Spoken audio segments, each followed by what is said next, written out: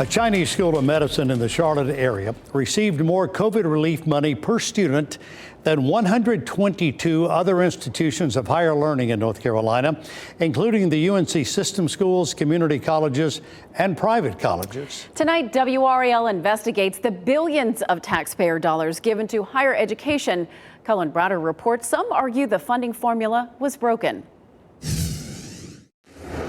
Money flowed to schools like North Carolina State University in 3 different phases. The CARES Act passed in March 2020. In December, Congress passed a coronavirus supplemental act. And then earlier this year, the American Recovery Plan provided even more relief. We added it all up to see who got what and why, and found some surprises. There were definitely some concerns with kind of the formula that was used. $2.5 billion in emergency COVID relief went to 137 higher education institutions in North Carolina. As the senior director of higher education for the Center of American Progress, Jared Bass says some of the numbers just don't add up. A lot of small schools that didn't have high enrollment saw like a huge windfall. For example, the parent company for the 70-student Carolina School of Broadcasting received $694,000. With 79 students, the Young Tao School of Classical Chinese Medicine got $582,000.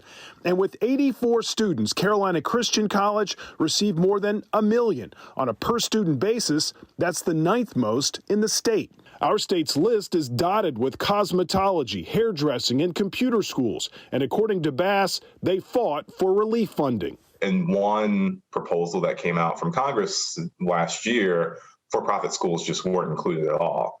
And then there was significant pushback from the industry saying, look, our students have needs as well. While for-profit schools cashed in, other institutions saw far less per student. I think there still are concerns around, did community colleges receive enough? Wake Tech and 39 other community colleges are in the bottom half of per-pupil emergency relief funding in our state. At $2,400 per student, Wake Tech received less than that Chinese medicine school, the Broadcasting School, the Pinnacle Institute of Cosmetology, Mitchell's Hairstyling, and Winston-Salem Barber School. While not addressing those schools specifically, Bass wonders if all the money was well spent.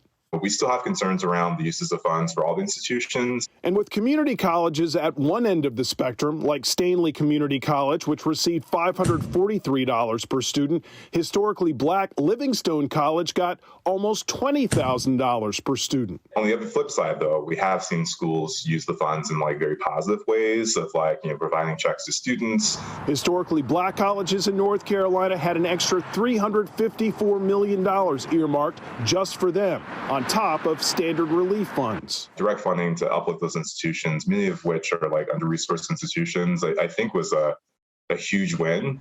HBCUs across the state use that money to pay off student debt to the schools for things like tuition, boarding, and fines. With statistics showing African-American college students have higher education-related debt and loan default rates, the move was welcome. This is definitely setting you up for success, and I appreciate it. But thank God this money came through, and it made a big difference towards my education. There are varying rules for how schools can use the money from different relief funds. Bass just hopes schools make one goal a priority. It's emergency funding. It should go to COVID relief, making students whole. Cullen Browder, WRAL News, Raleigh.